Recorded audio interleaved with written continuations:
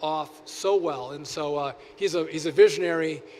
We spent the trade ride up here, by the way, and he's walking through all the things we're going to do and how we're going to do it and how we're going to get early deliverables. And then even on the way up, I'm sorry, Andy, I'm going to give it to you in a second. We're like, could we use some new paint even before we get this new build going? Some new paint might be nice. We're going up the escalator, and he made the point. He's like, "Are we late?" He's like, "The clock doesn't work." As we're coming up the escalator, there's some simple things we can do to serve people a little bit better. Quick wins. Make the clocks work, right? So those are some things we're going to focus on that Andy's going to talk about, not just the timeline on this massive project, but there's things we can do in the short run to make the experience better, because what we're doing is serving people, making government serve people better and more efficiently. And so thanks for coming out, and I'm honored to turn it over to Andy, better known as the Train Daddy. Andy. Thank you. Okay, well, thank you, Mr. Secretary, and good afternoon, everyone. I'm Andy Byford, as the Secretary just said, and I'm honored to be leading, on behalf of the administration and on behalf of Amtrak, America's Railroad, I'm honored to be leading this iconic project to truly transform New York Penn Station. And in addition to the Secretary, the Deputy Secretary, to my Chair Kosher over there, President Harris, I think, is here somewhere. I'm also joined by my friend and colleague Sarah Appleton, who is the Deputy Project Director, again, for this beautiful and iconic project. So I've been doing this job now for 3 months, and for old friends of mine, Marsha, people like yourself, I'm so happy to be back in New York. This is where I want to be, and this is the project that I want to do. And in just my 3 months back here, it's become apparent to me in talking to people just how much Penn Station means to people. But also, it means a lot of different things to different people. Everyone has an opinion on Penn Station and what should be done. But the Secretary and I are unified in our vision for both the project and the station, but also in how we should go about transforming it. Because as the Secretary said, it's been talked about for years. Others have tried, but we're confident that we will succeed. And why do I say that? Well, very simply, because there is precise and absolute alignment between all of the key stakeholders, from the White House through the US DOT through to Amtrak. There's absolute alignment, and that is the key, the magic key to unlocking this station's potential in a way that frankly hasn't been achieved before. Now, as the owners of this station, Amtrak, we very much appreciate the support that President Trump has shown us and the confidence that Secretary Duffy has put in us and in me in making Amtrak the clear project lead. And we're ready to reward that confidence now by delivering a world-class station of which New Yorkers and visitors to New York and Americans and everyone can be truly proud. So as the Secretary said, today we are officially providing advance notice for the solicitation of a master developer. And we're announcing the obligation of a Federal Railroad Administration grant to Amtrak for engaging that master developer. And also to conduct design and national environmental policy work, better known as NEPA, to really make this thing a reality. So from today, firms interested in working on this project can officially start the process of becoming our master developer partner. Ladies and gentlemen, the steps to completely transform Penn Station starts today. That process starts today. Complete top-to-bottom modernization and transformation of Penn Station. And in addition, this fall, our colleagues at the Federal Railroad Administration will begin a service optimization study to evaluate ways to safely accommodate passenger growth throughout the tri-state region and to maximize train capacity within the confines of the existing station footprint. Next May, we will announce the selection, the outcome of that design competition. We'll announce the selection of our master developer, and we will begin preliminary design and National Environmental Policy Act activities, ultimately leading to the start of construction by the end of 27. So this is a very aggressive time frame, and you can see it set out on the chart behind me.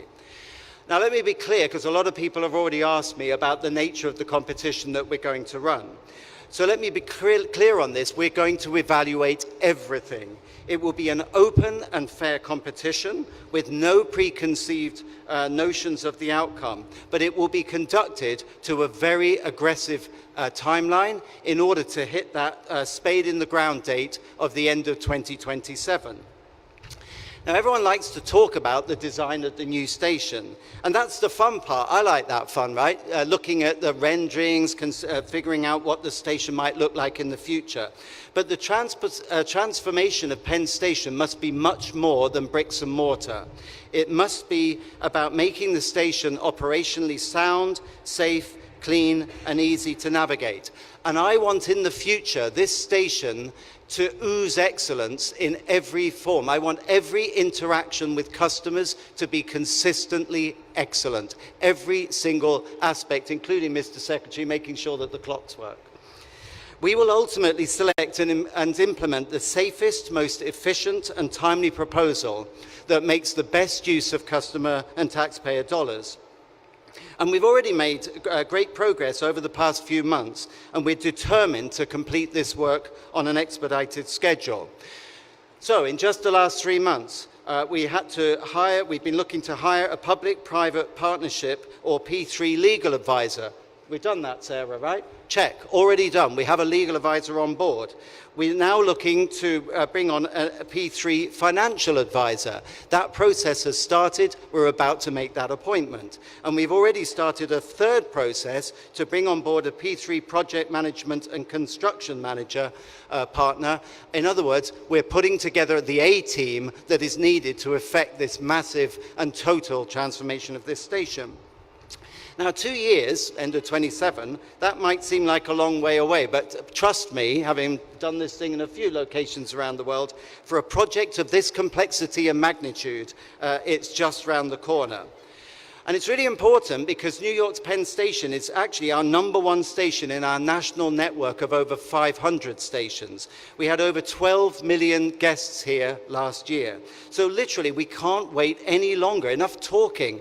We can't wait any longer to transform this station for the better, because that's what New York deserves, and that's what this great country deserves. So in conclusion, Secretary Duffy and the administration have brought a real sense of urgency and clarity to the project. A lot of people have talked about it, but we're going to act upon it. So we're very grateful to Secretary Duffy and to the entire Department of Transportation, as well as, of course, President Trump and his administration, for bringing that urgency and clarity to the station's transformation and in giving us the mandate and having confidence in us as Amtrak to carry out our vision and their vision for a world-class, safe and modern station. And on a personal note, I would like to thank Chair Kosher and President Harris for giving me this golden opportunity. Sir, I will not let you down. I'm super focused on this, and you're standing with me right now, and I'll certainly need you to stand with me as we progress through what will be a very challenging project, but one that has to be done. Tomorrow, another big day for Amtrak. Tomorrow we'll debut our next-gen Acela trains, which are beautiful and offer a fantastic onboard service, reflecting exactly what we want to offer at the station today and into the future. Because it's essential that our stations match our modern and safe train fleet so that customers in the future have a seamless experience from train to station. Again, what I said was everything should be excellent. Every touch point with Amtrak should be consistently excellent. We've got the trains, now it's the station's turn. So this is a truly exciting day for Amtrak and the future of Penn Station. We often talk about a new era of rail, but Amtrak's new era cannot exist without a transformed, a modernized and world-class Penn Station. That's what New Yorkers deserve, and that's what they're going to get. I'd now like to invite my colleague, Deputy Secretary Steve Bradbury, to say a few words. Steve. Thank you, Andy. So the Secretary and Andy and I just had a great ride on the brand new next-gen Acela train from Washington Union Station. Goes into revenue service tomorrow. This is a big day for Amtrak. It's a beautiful train. But we also need beautiful, big, beautiful train stations, really at both ends of this axis from Washington to New York. We're working on Union Station, as the Secretary mentioned, but Penn Station, nothing's bigger than Penn Station. This is the busiest transportation hub in the Western Hemisphere, believe it or not, and look at the main entrance to Penn Station right behind me. It's dreary. This is like an underground rabbit warren. This is not what the people of New York, New Jersey, the New York area deserve, the American people. So President Trump has a vision to make it a new gleaming station. He's a builder. This is a marquee, crown jewel asset. It's right in the heart of New York City, and it deserves a transformation.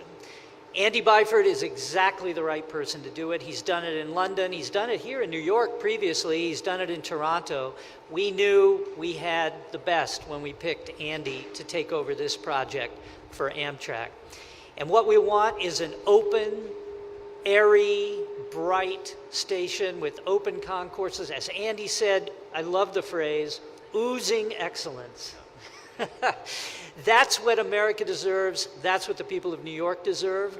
And today is the starting gun for this process. So I couldn't be more excited, couldn't be more honored to stand with Secretary Duffy and on behalf of the Trump administration, lead this process forward. So thank you all for coming.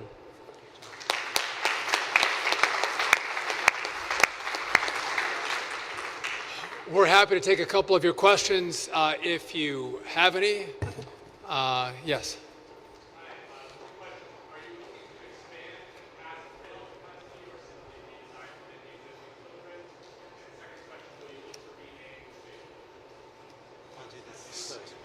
Yeah, you go. You get first. Well, I might tackle the first question. So, as I mentioned, the FRA in parallel, because it's very important that we parallel activities, otherwise we'll never hit the end of 27 timeframe. So while my team and I are focusing on getting the master developer on board, our colleagues at the DOT and the FRA will be undertaking a service capacity study to see not only what changes need to happen in the station at track level to provide more capacity and a more efficient use of the station, but also to look further beyond, through the next decade, what do the service patterns of the future look like, and embracing the potential for through running. In other words, trains that don't just stop here and empty out or go back and provide a reverse service, but carry on in the direction in which they were traveling. So people often say to me, does that mean you're ruling out expansion? Well, for now, that's absolutely on hold. I think it's only right that initially what we should do is look to see how we could use this station more efficiently. There's 21 tracks. There's definitely efficiencies that we can squeeze more trains per hour out if we use the station more efficiently. Plus, with some targeted changes at track level, we believe, and the element of and the concept of through running, which is the norm in pretty much everywhere I can think of, certainly in London, Toronto. We believe that before we even countenance expansion, we should look to maximize the efficiency of the existing station first. So by doing that study, we can inform the master developer of any changes that we want them to make at track level. And the final point I would make is I think we're selling New Yorkers short if, in the future, they turn up and they're wowed by a beautiful new station head house, and then they go down to the next level and they're like, fantastic, a beautiful single-level concourse. But then they get to the bottom and they think, did they run out of money? It's still the same dark, gloomy, boiling hot, narrow and cramped situation that we currently have today. So I think it's really important that we look to maximize the existing capacity first before we even think about expanding in the future. Just maybe, real quick on, if you see our chart here, there is two tracks. We're looking at the building, but also we're looking at optimization. What is the best path forward? And we want more data before those decisions are made.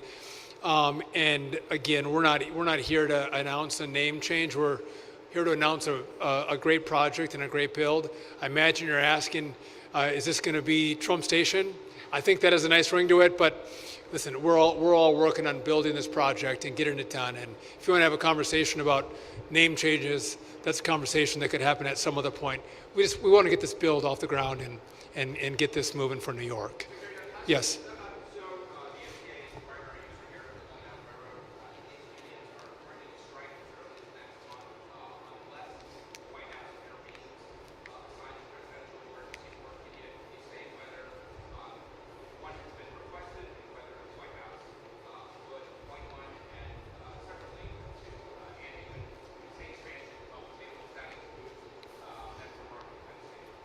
Just real quick, you know, the president likes when things run smoothly.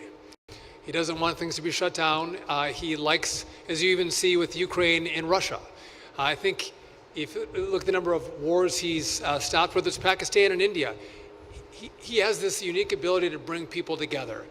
And so I'll just say stay tuned for how the president will engage to make sure America and the world runs smoothly and more peacefully. Andy? Just on the specific about Metro North, absolutely Metro North, we're still working on the plan to bring Metro North into Penn. What I was saying was, where previously there had been this plan of Penn expansion of a huge stub-end terminal, 12 tracks, however many tracks it was going to be, which would have been to the south of the station. Over there, actually, what's called Block 780 in New York. That, at the moment, we're putting that on hold while we look to see what more capacity can we squeeze out of the existing station, both through more efficient operations, literally the logistics of running the trains through the station, plus with the potential for through running. But Metro North, the plan is still to bring Metro North into Penn. Marsha? Would you mind just speaking up a bit? I don't think your mic's working.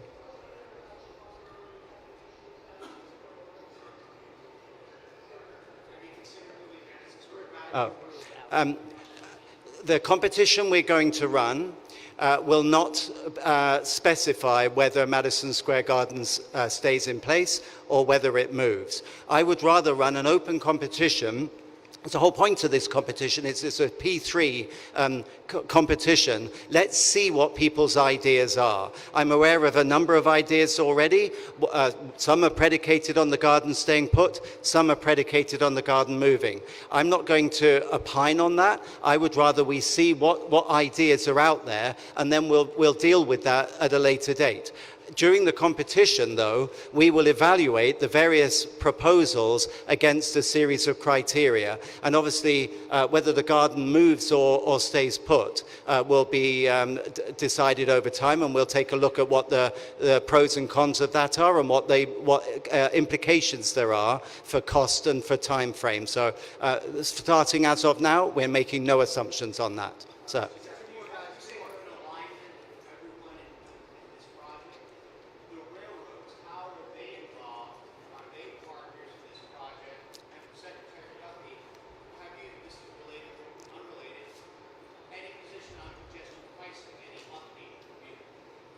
So in terms of alignment, it's a very good question. My last 3 months have been like speed dating. I've been going around New York talking to all the various players, including, critically, I've spent time talking to Jano Lieber at the MTA and Chris Kaluri over at New Jersey Transit, in addition to people like Tom Prendergast over at Gateway. So we're very mindful of the fact we're not the only users of this station. The MTA use it, NJT use it. We all have a common objective. I have yet to meet anyone who said this station's fine as it is, leave it as it is, we like it, we like the status quo. No, everyone recognizes this is not good enough. That New York and New Yorkers deserve a better station than this. So what we're going to do is work with our colleagues, with New Jersey, with the MTA to truly transform this place, and we can only do that by working in partnership. Those conversations are already happening. You watch, there's going to be an intensive round of discussions and negotiations over the next few coming months, leading up to that critical timeline of spade in the ground by the end of 27. So in regard to congestion pricing, it is in litigation. I maintain my point that to drive a car in New York City, you shouldn't have to be an elite. You shouldn't have to be wealthy. I think your street should be open to everybody, not just those who can afford to pay the congestion pricing. But with that, you've heard me say too, if you're going to be forced off the roads, which I don't think you should be, I don't think just the rich should be able to drive on your roads, but if that is the position of the elected leaders that you all vote for, well then, and the trains that you're going to ride, it should be safe. It should be clean. And I do not think they are. And so I think those are 2 points. Again, roads should be free. You should have access into the city. The federal taxpayers have partnered greatly with New York to make that happen. And again, I think there's a long way New York could go to make your trains and your subway system a lot safer. And I think, by the way, I don't think you have, I just even look at New York City, Washington, D.C., and the progress that the president has made in 2 weeks in driving down crime. And a lot of folks in D.C. have said, well, listen, it actually feels kind of nice to have less crime. I'm not afraid of being carjacked. I'm not afraid of being burglarized or being murdered. I can walk on the streets a little later at night because I'm not afraid. And they didn't realize they could have that. And I think for all of you, you don't have to live in a city where you don't feel safe on your subway or your subways aren't clean. I think you deserve better than what you're being offered. And I think you should demand more from MTA, and I think you should demand more from your elected leaders to say, we don't think elites are the only ones who can drive into the city, just the ones who can afford it. I think that's shameful. And I think you all should push back on that ideology because, again, we do believe in equal access. And this is not equal access. And I've heard more complaints from mostly Democrats, not a lot of Republicans here. Democrats complain about it because they see how unfair it is and how elitist it is. And again, we're in a process right now where we're going to let the courts make a decision, and then we'll decide where we go from there.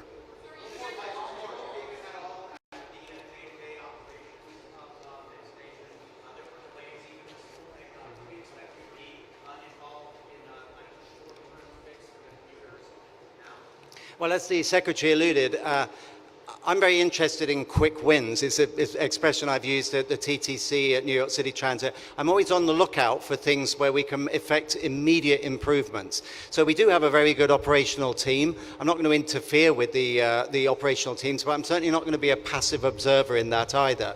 Where I think that there are things that we can do more efficiently, where there are quick wins to make New Yorkers' lives better, more pleasant here, and to make the service more reliable, rest assured, I will be feeding that into our operational teams because I don't want this to just look like we're saying, even with a timeline like 2027, you know, it's a way off, it's 2 years. I think there's things that we can and we should do right now. So I'm already actively, I've been over the last three months, looking around for things that we can do to make things better right now. It's relentless improvement has to be the name of the game. We'll do 2 more questions. We'll do 2 more real quick. Yes?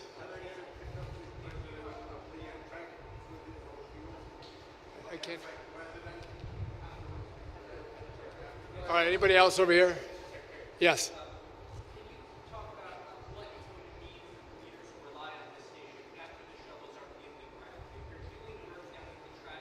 let you do this, yeah. It's a great question. I'll let you take it. So, yeah, that will not be easy. But then I look at places I've worked across the world. There's a station called London Bridge in London, and I used to be the operations director of a train service company that went through London Bridge as it was being rebuilt. And so, yes, there was some disruption. We had to reroute customers in order for them to migrate their way through the station while that work was being undertaken. But as long as you get your signage right and your wayfinding right, as long as the customers feel that they know where to go after them, our colleagues, our operational colleagues are well trained, I think New Yorkers will accept that in order to totally transform this place, there will need to be some changes along the way. And another example I'd cite was it's amazing actually what the Port Authority did at LaGuardia. I've been away for 3 years because I was in London. I come back to a completely transformed LaGuardia airport, which is no mean feat, completely rebuilding an airport while you keep it open. So if they can do it, we can do it. Rest assured, that's top of my to-do list to maintain safe and efficient and pleasant customer operations while we transform this station. So there'll need to be a bit of rerouting, but even where you make changes at track level, we'll think them through carefully. We'll strategize on how to do it with the minimum disruption to keep the thing working while we transform this into a truly world-class operation and customer experience. The cost is yet to be determined because it depends from the output of the competition will determine how much it's going to cost and even who's going to pay for it. And that's why this is an open competition, a P3 competition, and the answer to that question or the answer to those questions will become apparent as we evaluate which scheme to choose, which design to choose. Is the garden moving, yes or no? What kind of design do we have? Where's the money coming from? How constructible is it?